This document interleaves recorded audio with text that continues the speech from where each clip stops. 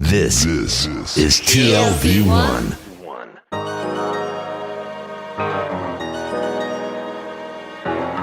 The Tel Aviv Review. Hello and welcome to the Tel Aviv Review. I'm your host, Gilad Halpern. Every week we bring you conversations with authors about the books and research and other things that we like. And if you like us, please consider becoming a Patreon supporter by going to our homepage. That's tlv1.fm/Tel Aviv Review. Scroll down to the bottom and click the big red button that says Patreon. Click and support us. Some of you have been doing this for months and years, and we simply cannot thank you enough. This episode is part of a series in partnership with the Israel office of the Konrad Adenauer Foundation, taking a deep dive into issues that shape our lives here in Israel. My guest today is a cognitive linguist, a research fellow at Reichman University here in Israel and the University of Cambridge. He is the director of a project called Decoding Antisemitism, which is meant to monitor and analyze online hate speech. Dr. Matthias Becker, hello and welcome to the Tel Aviv Review. Hello, thanks for having me. Maybe a very broad first question, but how has social media changed the landscape of hate speech? I mean, obviously, it has greatly amplified its reach, but in what substantive aspects has the discourse changed? Well, yeah, this is the central question, right? As soon as we talk about anti-Semitism and also other forms of hate speech, the question comes up, how dominant does it occur? How often does it have a central stage within online discourse? And it's not that easy to answer the question because it all depends on the methodology you use. I would argue with regard to anti-Semitism, which is a really complex, shape-shifting hate ideology, which is more than 2,000 years old. And therefore, there are various forms and patterns and stereotypes that are part of that ideology. It is nearly impossible to say what the real dimension of Jew hatred online is. What we can definitely see is when we're looking for certain forms or patterns of Jew hatred, like the K word or direct references to stereotypes, that we can see that in the last 20 years, there is an increase in anti-Semitic rhetoric online, on social media. That has different reasons. But we can't just rely on these keyword searches or this rather limited understanding of how this hate ideology is communicated. Because again, it has various building blocks, and there are various ways of communicating those building blocks, especially in mainstream discourse. Yeah, because the question here at the end of the day, when you're looking at discourse analysis, is really the context rather than the actual words themselves. How can you even try to map it out with the volume of text that social media generates? Yeah, this is, before social media was born, we had a lot of, in cognitive linguistics and applied linguistics and discourse studies, there was a range of so-called corpus studies where you actually have a predefined set of data, for instance, conventional mainstream media or radicalized media or a certain set of text, and you could go through that text and all these different sections of text and see what kind of similarities and differences you find from this part or that part and how the discourse changed over time. With regard to social media, the amount of data is just endless. You wouldn't really know where to start. So therefore, you have to have a pretty clear initial research question. What is interesting for you? Are you interested in right-wing extremist anti-Semitism, for instance, or in certain forms of nationalism or populism? Whatever the topic is that is interesting for you, you need to define how the data set should look like. And as soon as you identify that setting, you can, of course, pick the right method, the method that is good for you, according to your hypothesis, depending on your questions, and particularly depending on the online milieu you are interested in. So I think quantitative methods where, for instance, you use keywords, like you are searching slurs, for instance. This is pretty useful when you look into extremist discourse. As soon as you look into the overall web or to politically moderate discourse, the research design needs to be adapted in some way, which means from our perspective, coming from linguistics and discourse studies, the first step always needs to be to have a qualitative, like close reading of a text. So you, as a researcher, as an expert, you, for instance, you're interested in the BBC. Just last week, there was a study that came out about the framing of Israel in the context of the BBC. Whatever you're interested in, but if you start with the BBC, you can go through their comment sections with regard to a specific topic like Israel and the Mideast conflict, and you categorize and annotate and analyze step by step the different statements that you can find there, bringing in your knowledge about the hate ideology you're interested in. For instance, in our case, it would be anti-Semitism, plus a proper understanding of how hate speech is structured. For instance, people can say Jews control the world, or Jews are greedy, or expressing death wishes, for instance, very overtly by saying, for instance, gas for Jews. But they can also refer to historical chapters of anti-Semitism, right? They can refer to the Nazi crimes, and they can use certain labels that people with the right historical knowledge can easily deconstruct. So the first step, especially when it comes to a tabooed hate ideology, is to look at it in the most detailed way, because only by doing that, you will be able to understand what the specificities, what the characteristics of that discourse actually are. And then how does it serve us? Because, as you said, it's the oldest hatred. It's more than 2,000 years old. I mean, obviously, an informed discourse in response to all these allegations and slurs has not been very effective. Now, combined with the sheer volume of the text and such a speech that is emerging, I mean, where do you start? Yeah, well, in our case, I mean, we were actually identifying, I mean, the Decoding Antisemitism project started in 2020, right? And what we did, like knowing that it's just endless, what we did was not just looking for problematic terms like the K word or the term Zion-Nazis or, all these, or from the river to the sea. It was not like a keyword search, because then you would create a bias in your data set. You would just get those user comments and those postings where this particular word or phrase pops up. But then you actually you have a data set which is not authentic, because, again, anti-Semitism expresses itself in various ways. So what we did was to identify so-called discourse events, like October 7th was one of those events, or the statements coming from Kanye West, or Elon Musk's takeover of Twitter, right? So these were all real-world events that led to an incredible coverage in mainstream news outlets. And we were then going to their social media profiles, like from the BBC, or in France, it was Le Monde, or in Germany, Die Zeit, Der Spiegel, all these politically moderate news outlets. And we were looking at the way of how their readership reacted to that discourse event. And then you go through these comment sections and you analyze what kind of narratives you can find there. How do people attack each other, or how do they confirm what the other web user was saying?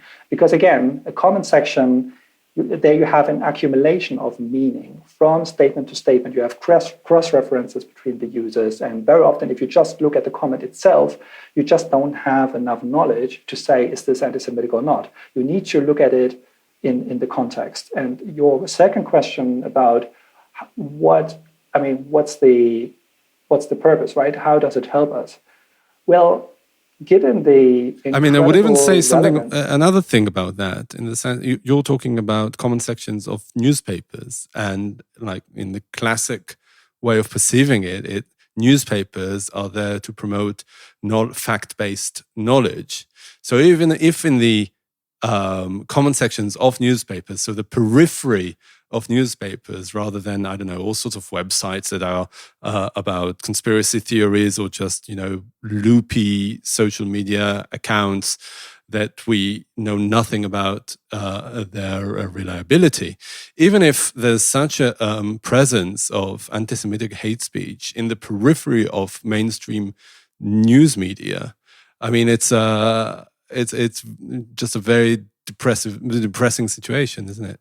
Yeah, well, I completely agree. And as soon as you have anti-Semitism or any other hate ideology coming up in that particular context, just because of the milieu, the context in which those statements come up, there's already a certain acceptance, right? As soon as there's a statement, not so much from the media outlets, I wouldn't go that far that we have a widespread dissemination of anti-Semitic ideas through news outlets. There's definitely a bias among news media when it comes to Israel, when it comes to Jewish communities and the experiences they are having right now. And these biases are the perfect precondition for the dissemination of anti-Semitism in their comment sections afterwards, right? So we have over decades after 1945, especially after the Six-Day War, we have a certain normalization of like depicting Israel as a military state that doesn't show any compassion for the Palestinian side. That is just a very one-sided understanding of what Zionism is. And this is, if you just portray that state continuously in that way, it's not surprising that as soon as social media is born and there's anonymity and the potential of mutual reinforcement among web users, that this is just a tiny step from those biases towards anti-Semitic ideas, stereotypes, and conspiracy theories. So as soon as we can definitely be certain that as soon as a person, a journalist, a politician who perceives themselves as part of mainstream discourse, of politically moderate discourse, and that person expresses anti-Semitic ideas, that this is much worse than a right-wing extremist who is in general already quite like, whose statements are not acceptable, who's not part of mainstream discourse, who's just very often sanctioned. As soon as a person is part of mainstream discourse, there's a certain carte blanche for saying whatever you want to say. And that is very depressing. That's very alarming, actually. So what we can see definitely at the moment is a normalization of anti-Semitic bias in different societal milieus where we didn't expect that to come up a couple of decades ago. Can you say how these biases in the, like, maybe give an example or two of how these biases in the mainstream media that are perceived as unbigoted can have this ripple effect of spilling over into spreading hate speech? Well, this is not always easy to track, right? But you have a kind of a tradition in a certain way of how information is structured. Me coming from Germany, I know this from German mainstream media outlets, that as soon as there's some escalation phase in the Middle East conflict, very often the reason for that kind of escalation is not really laid out. It's very often in the headlines you have the idea of Israel attacking Palestinian civilians, right, or Palestinian fighters, right? We had the discussions about how to label members of Hamas and presenting them as terrorists or freedom fighters or just fighters in a broader sense of the word, led to a certain acceptance, like a certain equivalence among readers to actually think of both conflict parties in the same way, right? So if Hamas is a terror organization, Israel's some kind of terror state, right? Or if you portray Israel constantly about a state that is triggering violence, that actually is immoral, that tends to kill civilians and especially children. This, of course, is a formidable echo for anti-Semitic blood libel in the past. When you think of the historical blood libel, the idea of Jewish child murder, when you think of vengefulness, when you think of immorality, all these are stereotypes that are part of the European history for many, many centuries. And they can just come up, they can just be activated in those in this kind of coverage where Israel is very often just portrayed as the oppressor, the evil part in this conflict.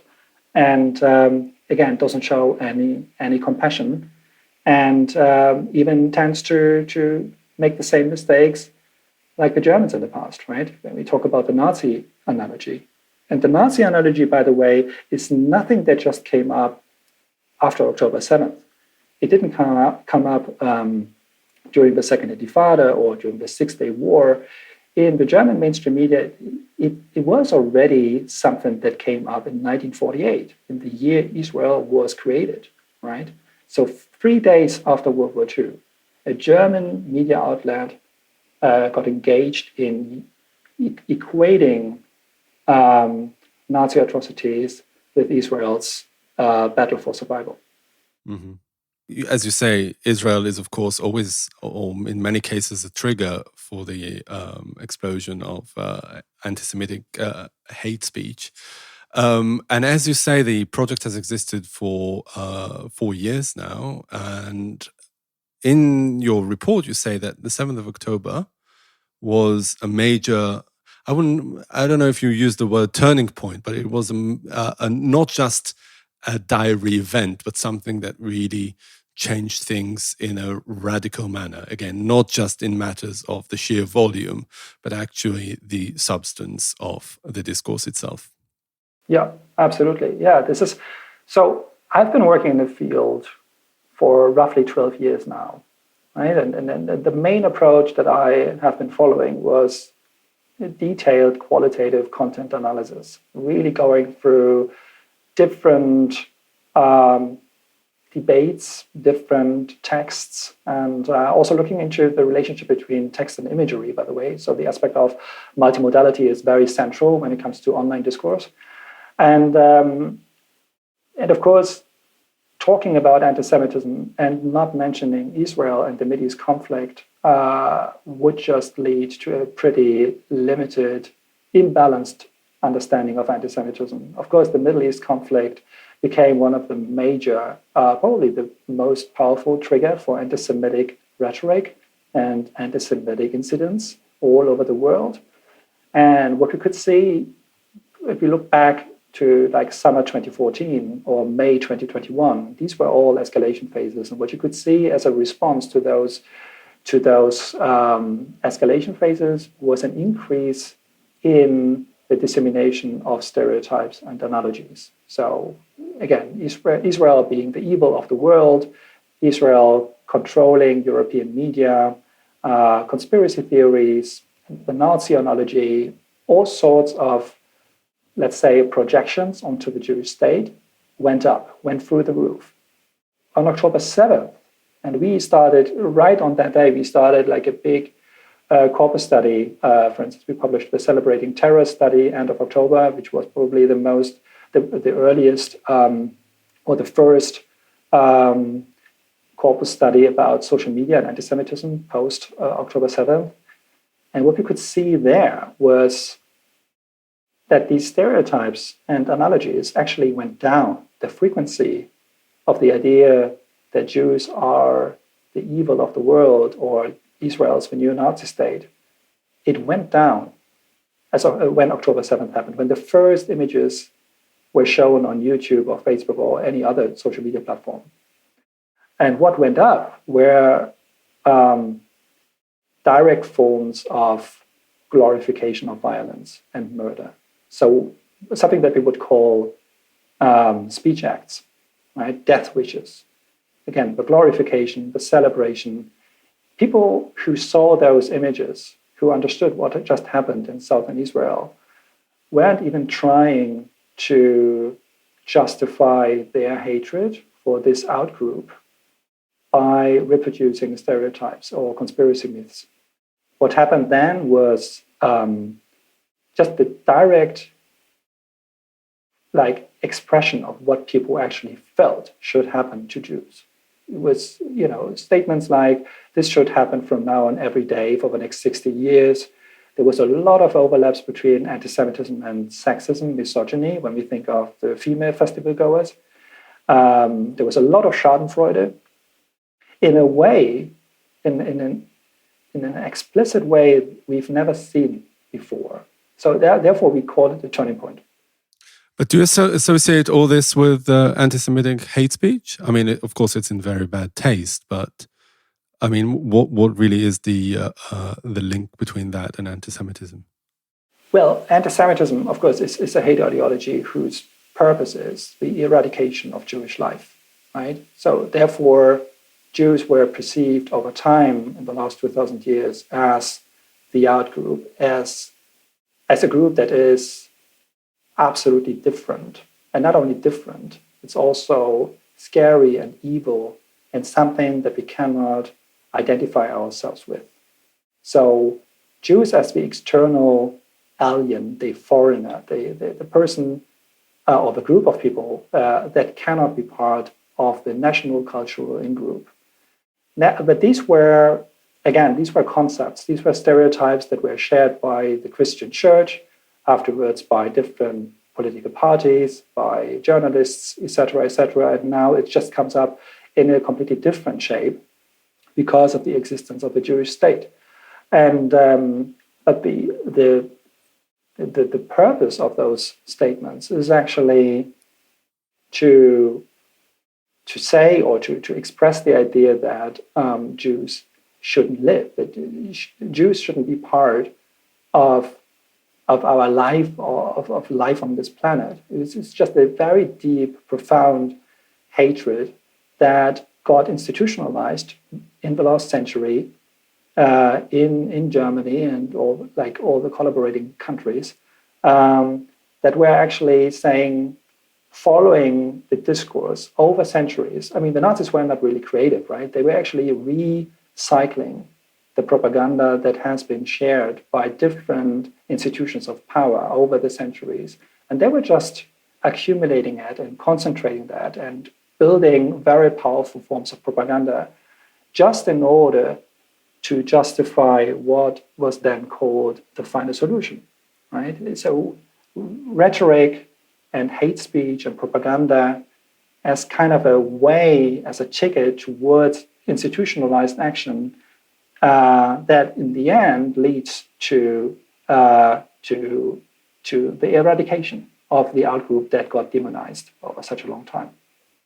We're really talking about like clusters and trends. I mean, not specific comments here and there. We're just talking about like broadly about categories. What do you do with those that are in a gray area, that are very critical of Israel, but you're not entirely sure whether they are a legitimate criticism of Israel, and we both know that there's a lot to criticize Israel for, and what really spills over into bigotry and hate speech?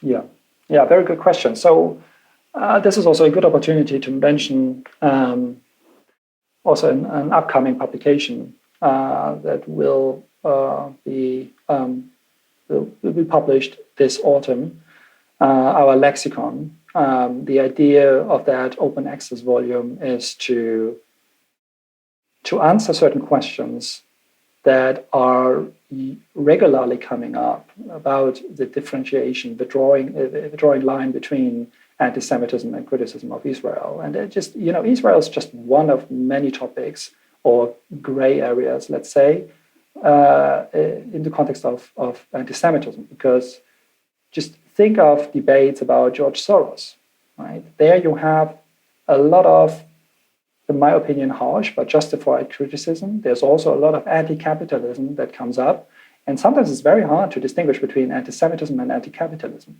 right?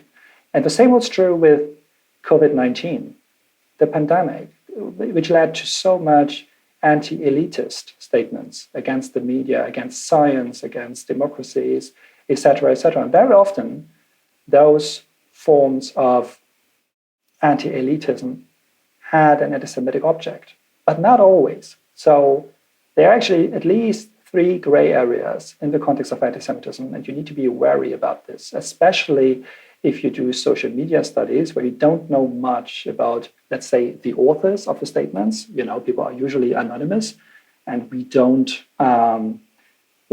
track people. We are not interested in the actors, the individuals, their groups, their background. We are just looking into the discourse, because we are, as linguists and discourse analysts, we are interested in the way of how the discourse changes over time and what gets normalized. So, looking at those statements over time gives you a certain feeling of how to draw the line between critical statements, harsh critical statements, and anti-Semitic statements, because you need to have a historical overview. You need to understand how Jew hatred came up in the past, how people communicated conspiracy theories and stereotypes and so on.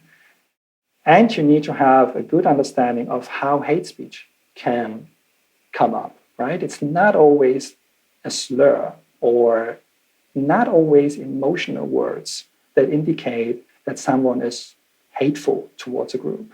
When you look into mainstream anti-Semitism, you will see that most of the statements that you will find in the comment sections of the BBC or the New York Times are actually quite, metaphorically speaking, quite cold. So there are forms of bigotry that don't even use emotional words, hateful words, expressions of anger or fear or disgust. Therefore, sentiment analysis as one of the main approaches when it comes to online discourse and hate speech online is not really adequate when it comes to anti-Semitism in mainstream discourse. So, and the way we draw the line between these different phenomena or different realms is actually, as soon as you have a statement that in a particular context has an indirect meaning, you have to see, it really depends on this particular context. As soon as you have 2 or 3 possible interpretations of one statement, and one of those interpretations is not anti-Semitic, we would annotate that, we would classify that as non-anti-Semitic, just in order to avoid false positives when we train our large language models with that, right? So as soon as you have a statement that is kind of, open, it's too ambiguous, we can't really, identify it. We can't really say this is 100% just an overt or a coded form of Jew hatred. We would just leave it aside and would present it as part of a gray area. So the publication I just mentioned, the lexicon, which will be published with Palgrave Macmillan, gives you an overview of the 40 main concepts of anti-Semitism you could find online. The lexicon has roughly 550 pages, 40 chapters, and each chapter is dedicated to an anti-Semitic trope. And each chapter follows the same structure. On the one hand, you have a historical overview that gives the person who reads the book the opportunity to contextualize the statement that they just found online. Then they see a definition in bullet points, a definition that also integrates certain gray areas where we would say this is just not clear enough. And then you have an empirical part for each of those tropes. An empirical part that starts with explicit examples. Then you go to implicit examples and what the difference is between explicit and implicit. And then as a third part come the so-called gray areas, where we would say we don't have enough information to say that this is already an anti-Semitic statement, right? So, and that's extremely relevant that you have a consistent approach that you agree. For instance, what we did, the Decoding Antisemitism project, there were roughly 20 people involved, 20 scholars, and some of them were coming from linguistics and image analysis. Some came from anti-Semitism studies, also from a historical view on anti-Semitism. And we paid a lot of attention to a consistent annotation of the statements, right? So something that is very, very common in social media studies is also to do so-called intercoder reliability tests that allow you to say, okay, at what point the understanding of that sentence is not consistent throughout the team, because everybody in the team needs to be on the same page. And as soon as you can guarantee this, you actually you can produce a very reliable annotated data set that in the long run can then be used for training models and also lead to models that are able to identify anti-Semitism quite accurately. Yeah. What methodological tools do you, as a linguist, have other than things like we all have common sense and we're all pretty much in this discourse? But where does linguistics come in? Well, so the different disciplines that are involved are, of course, historical approaches to anti-Semitism, that you actually need to know what, for instance, the 30 pieces of silver refer to, right? Or certain parts of Nazi propaganda that are not always very clear for people that come from different backgrounds. Very common, for instance, also are statements in the German context when somebody says, "Who's holding out their hand again?" ? Right? A rhetorical question that usually comes up as soon as you have an article about the culture of memory in Germany. And even though people from abroad very often don't understand the hidden meaning of that indirect speech act, every person in Germany would immediately understand the idea that here someone talks about the Jewish lobby that exploits the Holocaust for financial gain. And in that statement, that rhetorical question that I just quoted, there's just no reference to Jews. There's no reference to money or the Holocaust. There's not even the idea of greed or exploitation put into words. So you have metaphors, you have presuppositions, you have, again, allusions. For instance, the 30 pieces of silver alluding to the idea of Judas. A lot of historical knowledge is needed for that. A lot of current, knowledge about current political processes and how, for instance, certain anti-Semitic ideas are conveyed today in the context of a great replacement theory, or in the context of, for instance, what Kanye West was saying.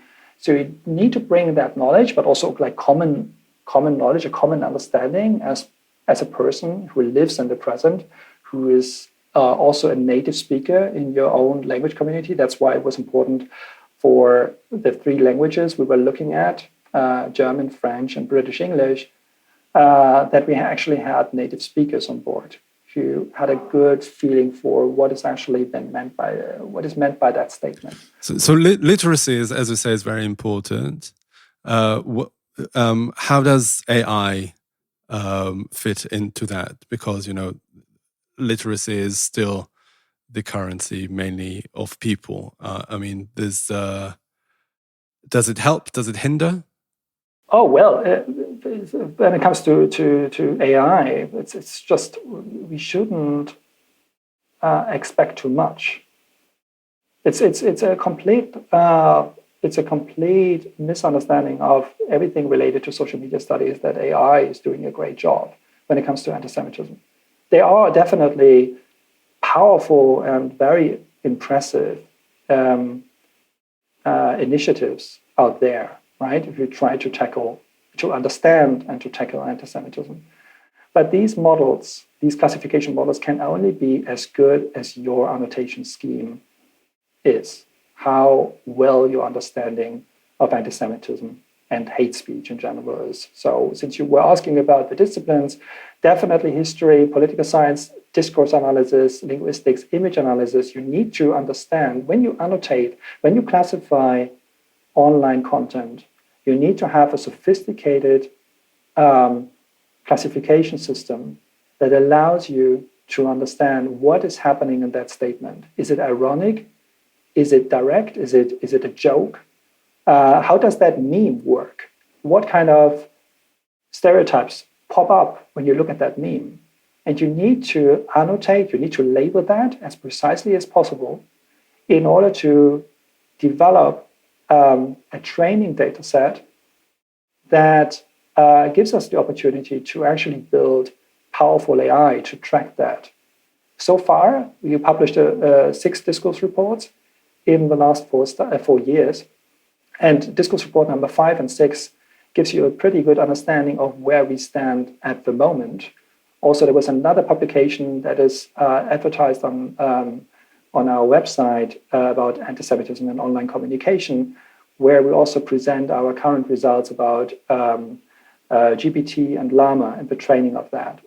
We can definitely not, at the moment yet, rely on classification models, large language models, to do the job for us. Yeah. Because these models need to learn based on the classification of experts who come really from different... The only way of dealing with that issue is transdisciplinary approaches to a highly complex and diverse topic.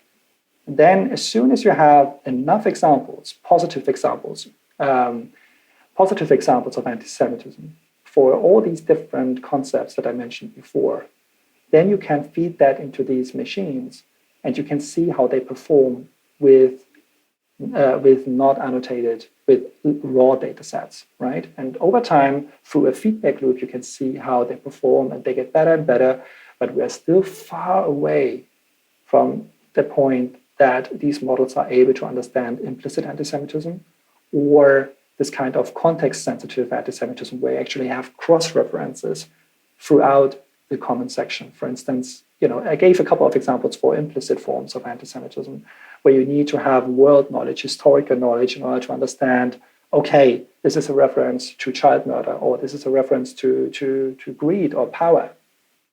But when it comes to cross-references, there are so-called anaphora that come up. For instance, if someone says, this guy is a liar, just look at his background. You need to understand who this statement is referring to. Who is this guy? And that actually leads to the point, is that already an anti-Semitic statement or not? Right? Because the background is mentioned. And so you need to understand what kind of statement has come up beforehand. And very often these models are not able to do that. They're just looking at one user comment as if this is a whole media article or a letter or a book. And all the information that is needed is within that comment. And of course, this cannot work like that. Models have to understand that communication is very fluid, it's very dynamic, and there are various cross-references, and there are a lot of allusions to collectively shared historical knowledge. Yeah. And that is still a long way to go to train our models to do a good job, right? And just one last note about this. Having led all these research projects about mainstream anti-Semitism, what we could see, particularly in Germany, but this holds also true for France, the UK, and the US, as soon as you look into the debate culture below the line of statements coming from news outlets, and you go through those comment sections, and let's say you analyze, 2,000 comments, and you look into those statements that are actually anti-Semitic, you will see that by far more than 80% of those statements that you classified as anti-Semitic are implicit, or they have these cross-references. And that gives you a pretty good idea of where we stand at the moment with regard to understanding the real dimension of anti-Semitism.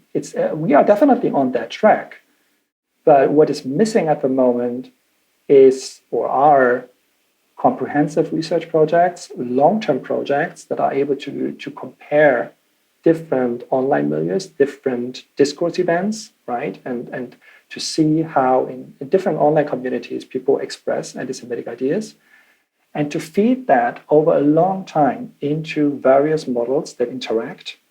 And then at a certain point, we would be able to develop tools that give us a proper understanding of where the public discourse is heading at the moment. Because social media is just the place where the political debate is happening today, especially for young people. This is nothing new. But even though that online sphere is so relevant for Jewish communities, but also for the future of democracy, for the future of pluralism and all that, even though it's so relevant, we still have a rather limited understanding based on some explorative studies and some insufficiently trained classification models. And this needs to change. All right, Dr. Matthias Becker, a fellow at Reichman University and the University of Cambridge and the director of Decoding Antisemitism. Thank you very much for joining us today. Thank you.